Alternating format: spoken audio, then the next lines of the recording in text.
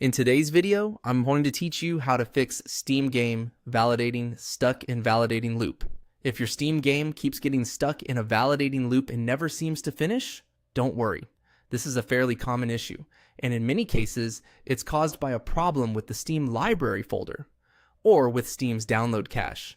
In this walkthrough, I'll show you two simple things you can do inside Steam to help resolve it. First, we're going to repair the Steam library folder. This is useful because if Steam detects a problem with the drive or folder where your games are installed, it may keep trying to validate the game over and over without completing the process properly. To do this, open Steam and go to Settings. Once you're in Settings, click on Storage. In the Storage section, you'll see your Steam library drive listed there. Find the drive where your game is installed, then click the three-dot menu next to that library drive. From the menu that appears, select Repair Library Folder. Steam will then check that folder and try to fix any issues it finds. Depending on your system and the size of the library, this may take a little time, so let it finish completely before moving on. Once it's done, that alone may be enough to solve the validating loop. If the issue still continues, the next thing to do is clear the download cache.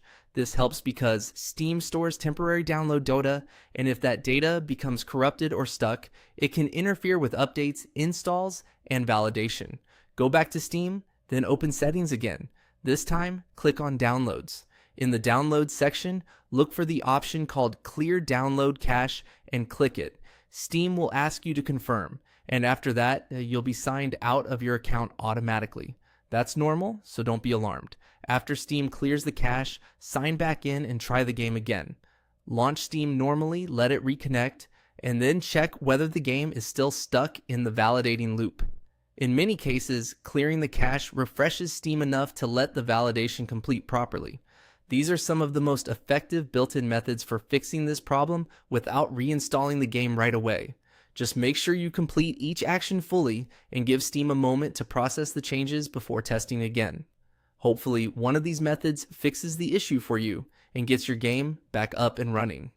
Thanks for watching, and I'll see you in the next video.